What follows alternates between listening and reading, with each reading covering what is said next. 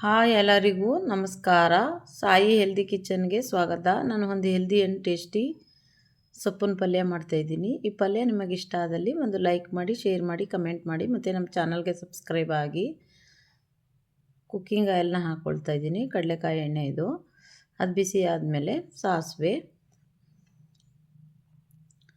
ಮತ್ತು ಈರುಳ್ಳಿ, green chilli ಮತ್ತು ರೆಡ್ ಚಿಲ್ಲಿನ ಹಾಕ್ಕೊಂಡು ಒಂದು ಹಸಿ ವಾಸನೆ ಹೋಗುವವರೆಗೂ ಫ್ರೈ ಮಾಡ್ಕೊಳ್ಬೇಕು.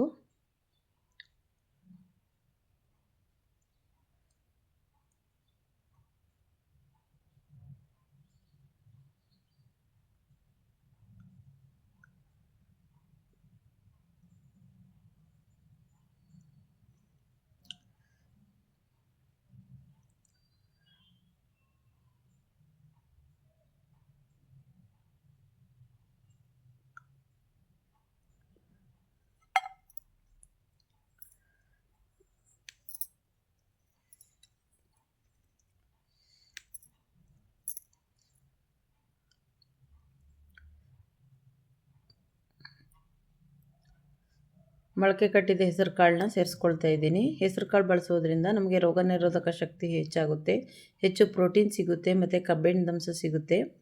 ಮತ್ತು ಮಿಕ್ಸಿಂಗ್ ಸೊಪ್ಪು, ಎಲ್ಲ ಸೊಪ್ಪನ್ನು ಒಂದೊಂದು ಕಟ್ ತೊಗೊಂಡಿದ್ದೀನಿ.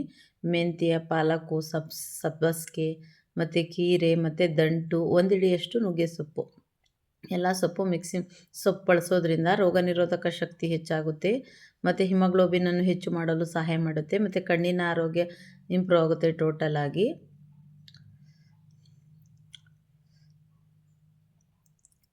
ಸೊಪ್ಪು ಸಾಫ್ಟ್ ಆಗೋವರೆಗೂ ಫ್ರೈ ಮಾಡ್ಕೊಳ್ಬೇಕು.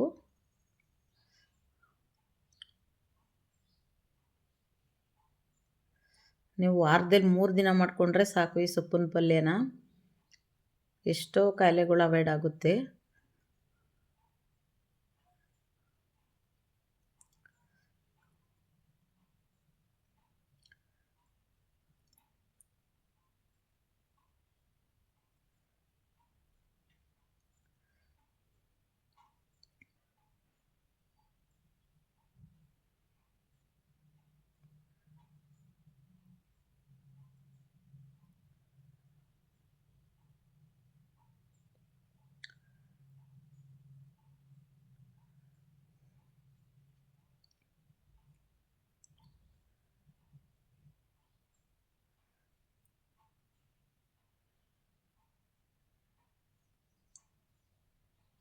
ಇವಾಗ ಸೊಪ್ಪು ಸಾಫ್ಟ್ ಆಗಿದೆ. ರುಚಿಗೆ ತಕ್ಕಷ್ಟು ಉಪ್ಪು ಮತ್ತು 1 ಹೋಳಷ್ಟು ಕಾಯಿ ತುರಿನ ಆಡ್ ಮಾಡ್ಕೊಳ್ತಾ ಇದ್ದೀನಿ. ಕಾಯಿ ತುರಿ ಬಳಸೋದ್ರಿಂದ ನಮಗೆ ರೋಗ ನಿರೋಧಕ ಶಕ್ತಿ ಹೆಚ್ಚಾಗುತ್ತೆ. ಕಾಯಿಲೆ ಲಾರಿಕ್ ಆಮ್ಲ ಇರೋದ್ರಿಂದ ನಮಗೆ ತಾಯಿ ಎದೆ ಹಾಲಲ್ಲಿ ಸಿಗುತ್ತೆ ಲಾರಿಕ್ ಆಮ್ಲ. ಎರಡನೇದಾಗಿ ಕಾಯಲ್ಲಿ ಸಿಗೋದ್ರಿಂದ ನೀವು ನಿಯಮಿತವಾಗಿ ಕಾಯಿನ ಫ್ರೆಶ್ ಆಗಿ ಈ ಥರ ಬಳಸಿ, ಮತ್ತು ಸಲಾಡ್ ರೂಪದಲ್ಲಿ ಬಳಸಿ.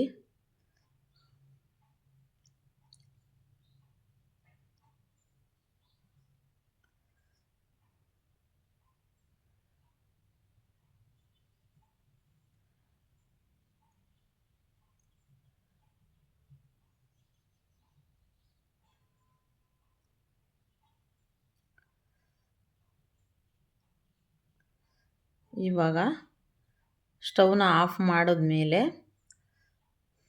ಅರ್ಧ ಹೋಳಷ್ಟು ನಿಂಬೆಹಣ್ಣು ರಸನ ಹಾಕ್ಕೊಳ್ತಾ ಇದ್ದೀನಿ.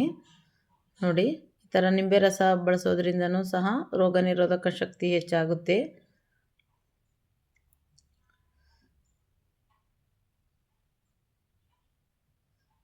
ಹೆಲ್ದಿ ಆ್ಯಂಡ್ ಟೇಸ್ಟಿ ಸೊಪ್ಪಿನ ಪಲ್ಯ ರೆಡಿ ಆಯಿತು. ಮತ್ತೊಂದು ಹೆಲ್ದಿಯಾದ ರೆಸಿಪಿಯೊಂದಿಗೆ ಬರ್ತೀನಿ. ಎಲ್ಲರಿಗೂ ಧನ್ಯವಾದಗಳು.